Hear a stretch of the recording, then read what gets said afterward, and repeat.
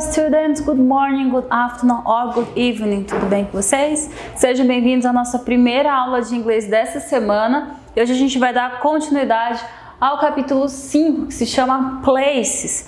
As páginas que vamos trabalhar hoje é 65 e 66, então vamos lá ver o conteúdo de hoje. Antes de falar de atividade, exercício, qualquer coisa, nós iremos aqui revisar o nome de alguns lugares. A teacher vai repetir aqui na gravação e eu quero que você repita na casa de vocês também. Vamos lá então? 2. Listen and repeat. Bakery. Bakery. Supermarket. Supermarket. Restaurant. Restaurant. Drugstore. Drugstore. Museum. Museum. Hospital. Hospital. Bank. Bank.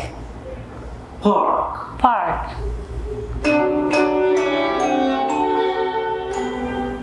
Não doeu nada, né? Pois é, vocês têm que treinar um pouquinho mais aí, embora a teacher não esteja do ladinho de vocês, mas é necessário, gente. A parte aí de speaking depende muito do listen, por isso que existe esses exercícios de listen and repeat. No caso, não é nem speak, é repetir mesmo.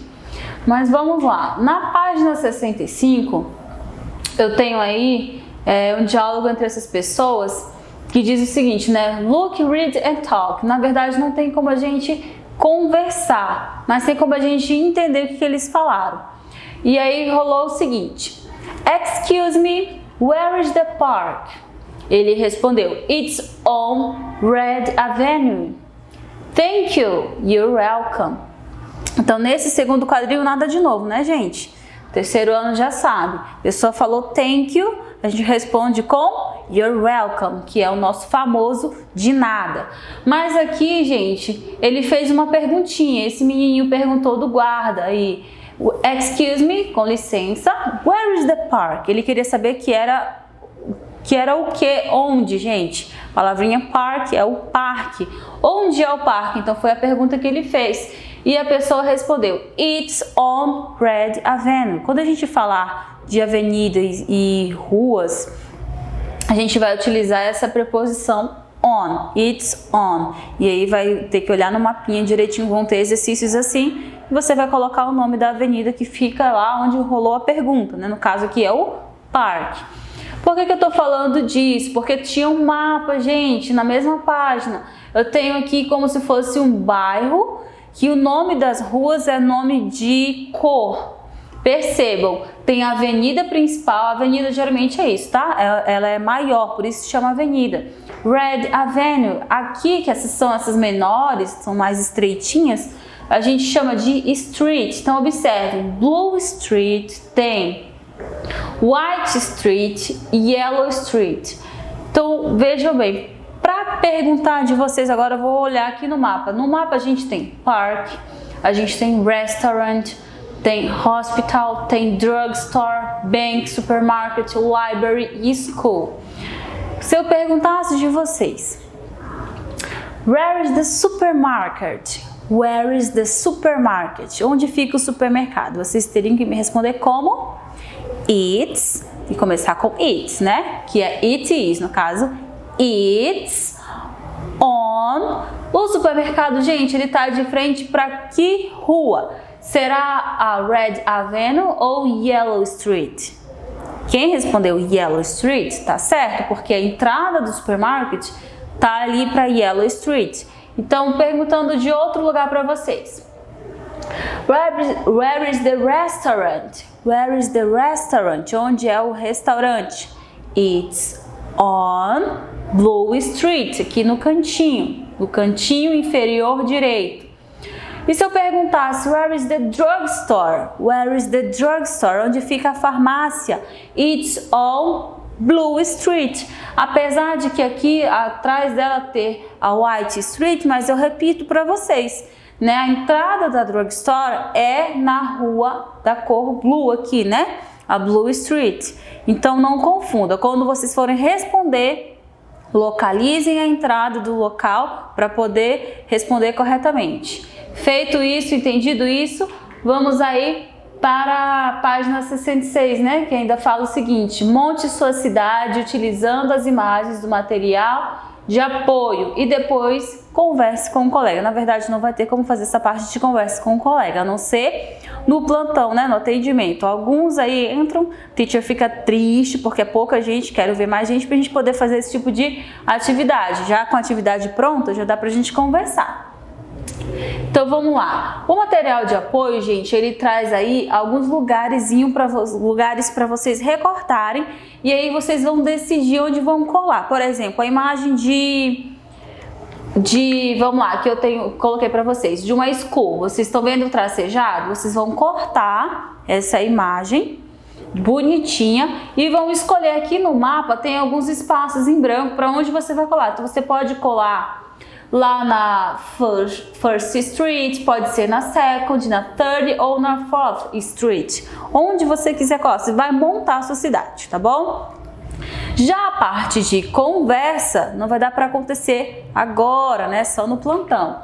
Mas já que não vai ter conversa, a teacher bolou uma atividadezinha para vocês. Então, gente, tem aí atividade para vocês no caderno com a data de hoje. Vocês vão colocar a data de hoje, o nome da teacher activity, escrever o enunciado, que é responda as questões sobre a sua cidade. No caso, vocês vão olhar a cidade que vocês colaram no livro de vocês. E as questões são essas, vai perguntar aí, ó, where is the museum, where is the bakery, a letra A, B, C, D. Então dá um pause no vídeo, copia pacientemente no seu caderno, tá? Da letra A até a letra G. Então aí bastante questão, né? Então copiou, beleza, agora você vai voltar na sua cidade para poder responder corretamente, tá? Não vai ficar a resposta igual de um aluno para outro, porque vocês colaram a cidade de vocês, cada um diferente do outro, acredito eu.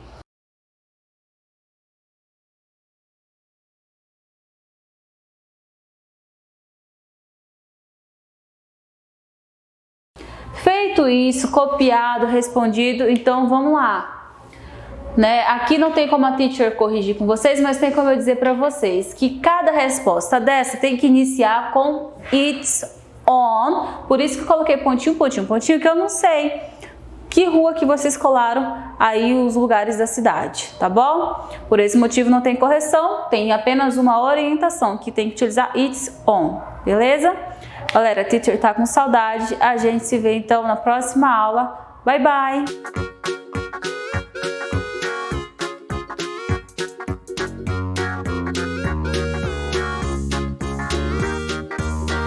Olá, terceiro ano! Vamos iniciar aí mais uma aula. Agora a nossa aula de geografia, terceiro bimestre também iniciando aí.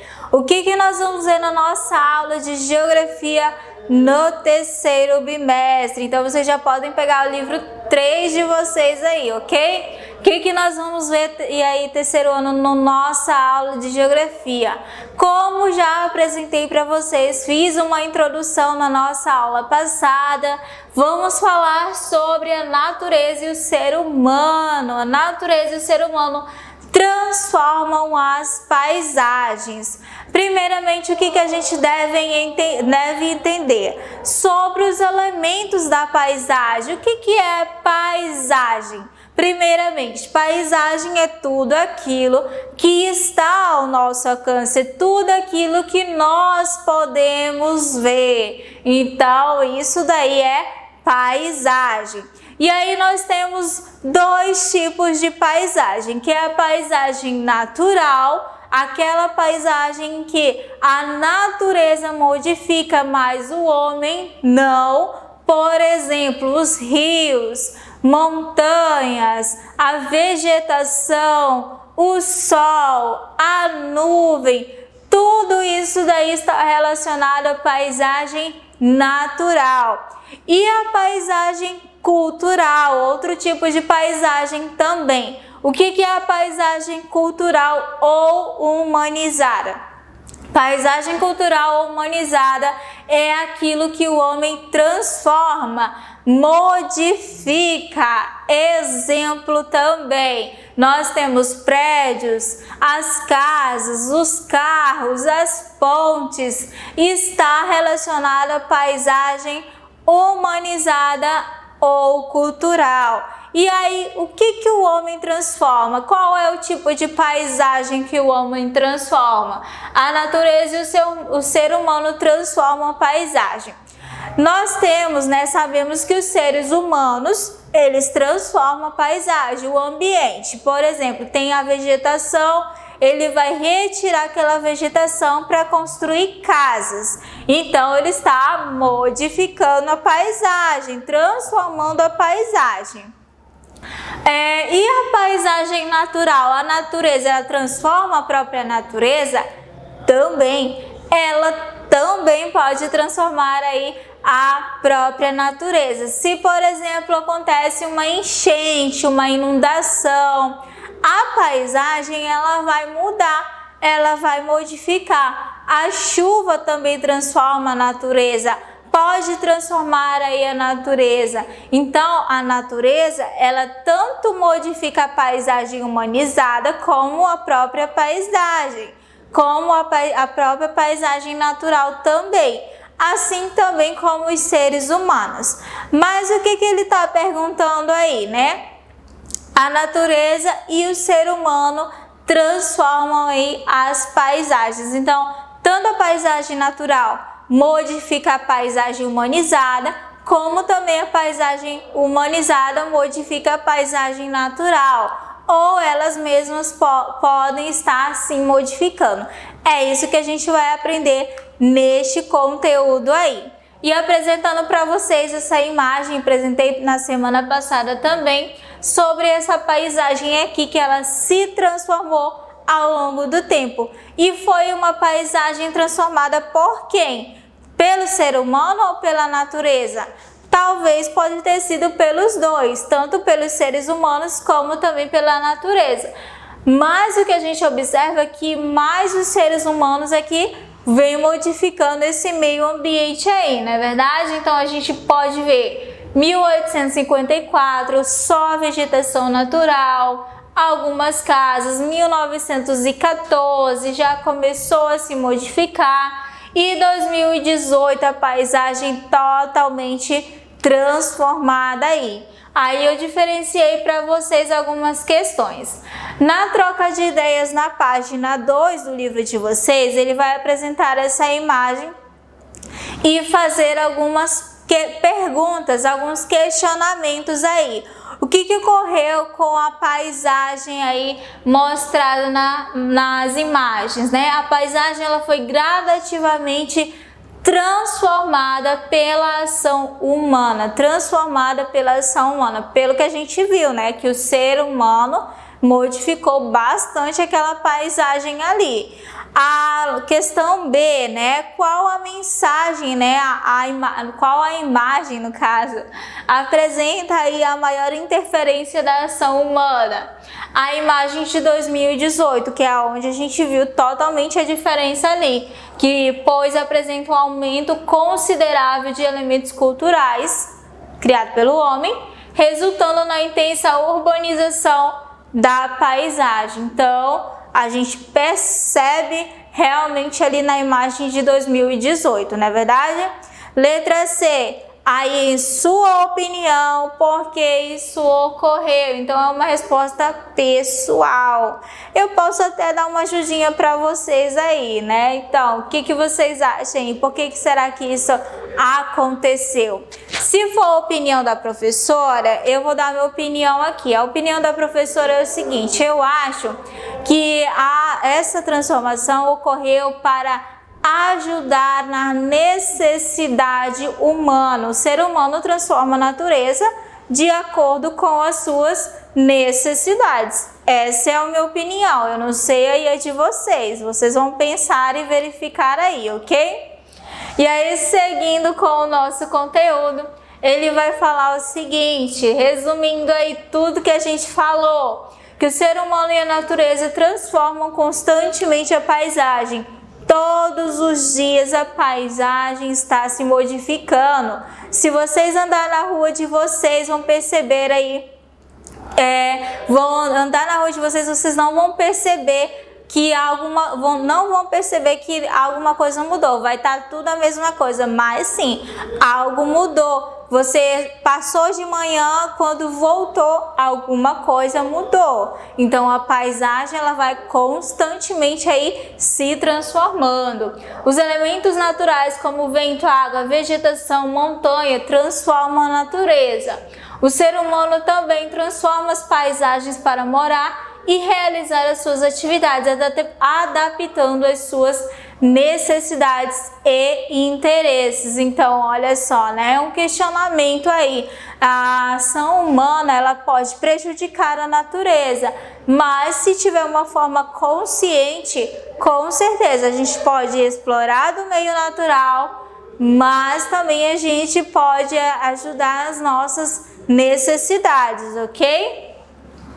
A outra imagem também, né, a transformação aí da paisagem. No caso, nós temos essa primeira imagem aqui em Minas Gerais. Nós temos bastante elemento natural e apenas uma paisagem humanizada, as casas. Então, olha só. O homem, ele transformou essa paisagem para a sua necessidade, ele transformou, colocou uma casa aí, mas ele não agrediu a natureza por completo, a natureza está lá intacta, diferente da segunda imagem que a gente vê bastante elemento humanizado e pouco elemento natural, certinho? E aí vai ficar para vocês este questionamento aí.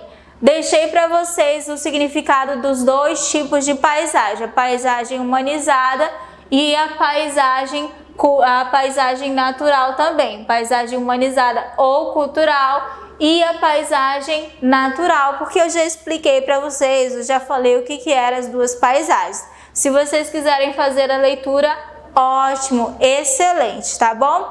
Então este é um conteúdo que a gente vai aprender durante esse nosso terceiro bimestre. Para casa vai ficar as páginas 4, 5 e 6 do livro de Geografia. Ok, terceiro ano? Por hoje é só. Muito obrigado. Beijo e até a próxima aula.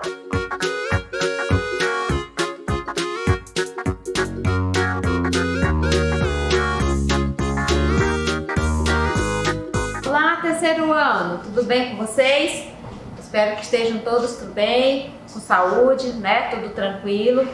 E olha só, nossos plantões de sexta-feira, eu acredito que não terão mais, porque nós estamos na escola, né? Trabalhando. E assim, eu vejo que o terceiro ano as duas turmas, tanto da manhã quanto da tarde, são os alunos que menos entram lá para realizar as atividades. As atividades estão a maioria pendente lá. Eu penso que deva ser a dificuldade que o pai e a mãe devem estar tendo em relação a baixar a atividade para vocês. Mas a escola, ela está aqui. O papai pode vir aqui na escola, pegar a sua atividade, pede para a tia Iraci que ela imprime a atividade, o papai vem buscar e vocês realizem essa atividade em casa, tá bom? Então assim, a escola está disponibilizando ferramenta para que vocês não fiquem sem fazer as atividades, tá? Para o papai e para a mamãe, não deixe de vir, se não está conseguindo fazer sua atividade, baixar, porque no telefone ele é complicado, é difícil mesmo, é muito difícil para baixar no telefone, ele baixa no computador. Então assim, mas se não está conseguindo, só não tem o computador, só tem o telefone, peça para a tia Iraci, venha na escola buscar suas atividades impressas para o seu filho, para você, para o seu filho realizar, papai e mamãe, tá? Não vamos pensar que as nossas aulas, que o nosso ano está perdido. Só iremos perder o ano se nós não estivermos trabalhando junto, família e escola. A escola está aqui, trabalhando, realizando montando tudo que é ferramenta para que esse ano não seja perdido. E assim, embora esteja aí essa dificuldade, mas nós estamos aqui tentando. Então, assim, nós precisamos dessa união de família e escola para que nós possamos não ter o nosso ano perdido, tá? Mesmo que o ano que vem nós tenhamos que repetir alguns conteúdos, né? Para que os alunos não tenham uma perca total, mas a gente está aqui fazendo isso, tentando para que as crianças consigam aprender alguma coisa, tá bom? Então eu peço assim encarecidamente que os pais não coloquem na cabeça que o nosso ano está perdido, tá? Porque nós estamos aqui tentando ajudar os nossos alunos, tá bom? Mas nós só poderemos realizar isso, fazer isso com vocês, papai, mamãe, nos ajudando, porque sozinho nós não poderemos realmente fazer nada. Aí, se estiver só a escola, aí realmente o ano será perdido, tá? Mas junto com vocês, que nós esperamos, e eu já agradeço pela ajuda que vocês têm nos dado em ajudar os filhos de vocês, ok? Então, muito bem. Vamos lá agora para a nossa aula do volume 3 do livro de vocês, do volume 3, na página 3, 4, 5 e 6, nós temos o conto. Então, nós vamos saber agora o que é o conto, ok? Vamos lá. Nós temos aí, o que é conto? Ele diz assim, conto é uma narrativa que cria um universo de seres, de fantasia ou acontecimentos, né? Os contos foram sendo contados e repassados por gerações através dos anos, até o dia em que os escritores, geralmente europeus, né, como os irmãos Grimm ou Charles Perrault, transcrevem o conto para o livro. Então, o conto, antigamente, ele não era escrito nos livros. Eles eram o quê? Contado oralmente, falado. Passava de geração a geração. Por exemplo, numa casa tinha avô e avó, eles iam passando para os filhos deles passavam para outros filhos, para o filho, depois para os netos e para os bisnetos. E assim iam se passando o tempo. Por isso que ele diz que os contos eram passados de geração a geração, tá? Então, ele também é um gênero textual, o conto é um gênero textual também, é um tipo de texto. Aí aqui eu coloquei para vocês conhecerem o primeiro autor que escreveu o livro. Passou a ser escrito, não mais só falado, tá? Então, ele diz que a primeira coletânea de contos infantis surgiu no século XVIII, século XVII, na França. Então, o autor era o quê? Francês, né? Organizada pelo poeta e advogado Charles Perrault. As histórias escolhidas por Perrault tinham origem na tradição oral e até então não haviam sido documentadas, elas não eram escritas, então elas eram o quê? Somente faladas, tá? Por isso que ele diz que elas eram oral. No Brasil e em Portugal, os contos de fadas, na forma como são hoje conhecidos, surgiram no fim do século XIX. Então, já no Brasil e em Portugal, esses contos já começaram a surgir a partir do século XIX. Então, faz bem pouco tempo, né? Sob o nome dos contos, os contos da carochinha. Esta denominação foi substituída por contos de fadas. Então, a partir do século XX, então, passou a se chamar contos de fada. O primeiro conto, vocês sabem qual é? O conto mais antigo de todos? Olha só que interessante, ele se chama Pele de Aço e foi escrito em 1697 por Charles Perrault. Então, esse aqui foi o primeiro conto escrito, tá? No ano de 1697, então há muito tempos atrás. Então, esse primeiro conto foi escrito era chamado de Pele de Asno, o nome do livro. Provavelmente nós podemos até encontrar, mas eu acho que difícil. Eu não pesquisei sobre isso aqui, mas vocês podem pesquisar sobre esse conto aí, Pele de Asno, para você ver o que fala lá nesse livro. Você poderá pesquisar, ok? Aí ele diz assim, que os contos de fadas abrem-nos as portas para o mundo dos sonhos e da imaginação, não é verdade? Do lúdico e da fantasia. Através dos contos de fadas, eles têm a missão de provocar a solidariedade para que, ao doar os paradigmáticos, as pessoas possam se doar também. Então, assim, nós temos os livros, nossos contos de fadas, e a gente viaja na imaginação, não é verdade?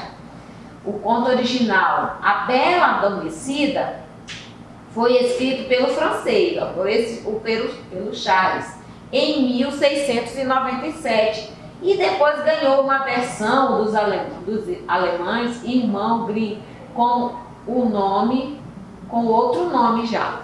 Então, ele foi escrito em 1697 pelo Charles, né? Mas ela ganhou uma nova versão, a história da Bela Adormecida. Como vocês observem, quando nós assistimos aí filmes ou pegamos alguns livros, ela tem várias versões, né? Mas vamos lá. Agora nós vamos entrar na nossa história.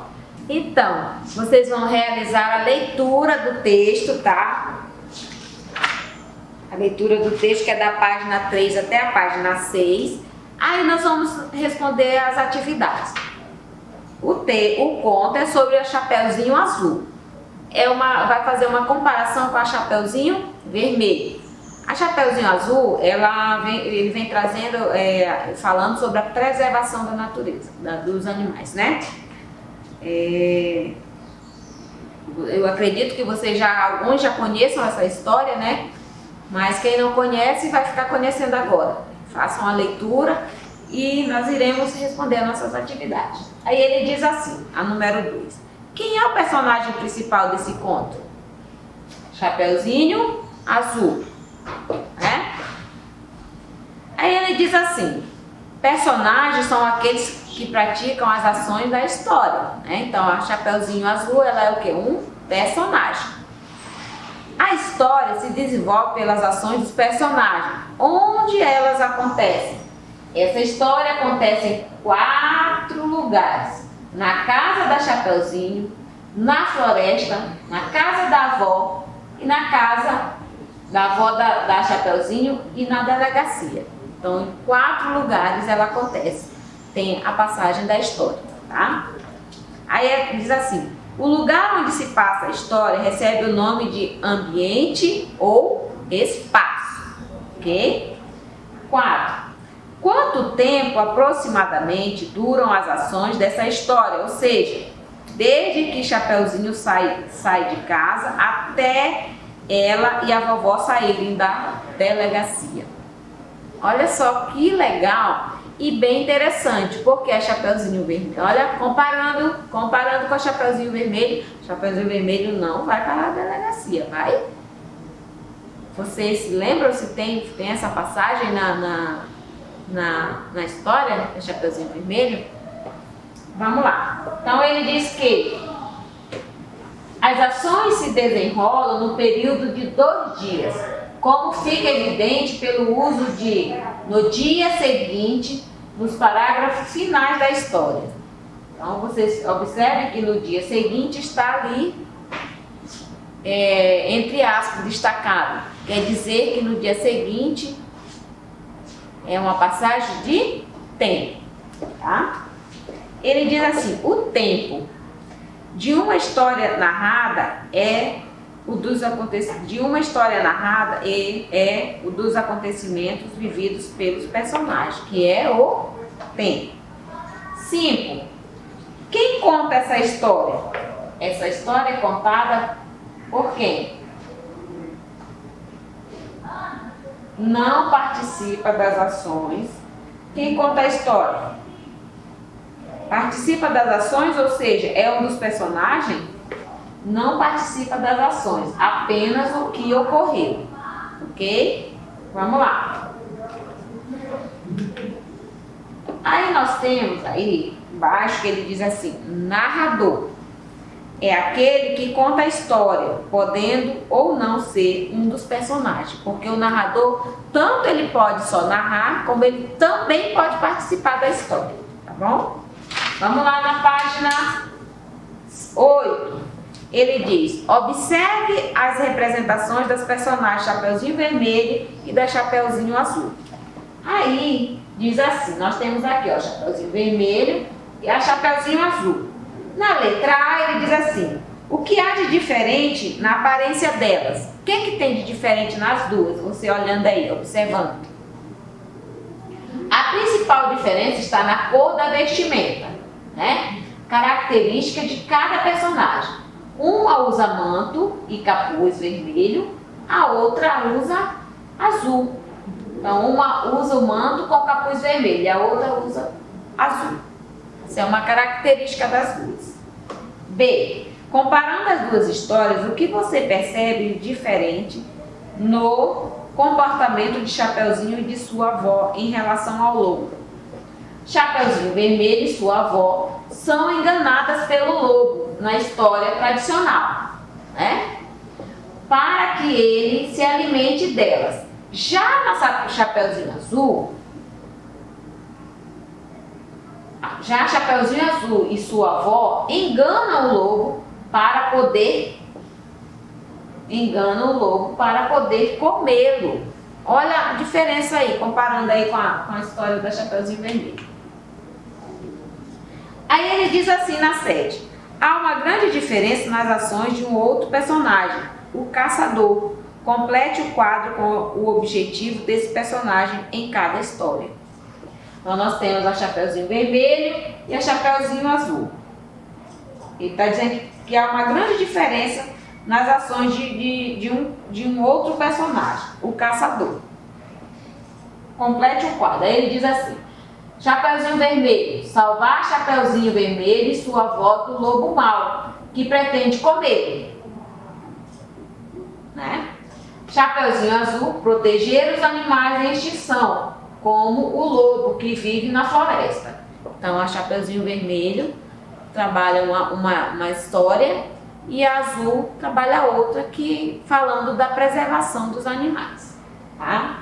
A número 8 é uma questão pessoal que você vai ter que responder sozinho, tá? Que ele diz aqui na número 8, ele pergunta qual é a sua opinião.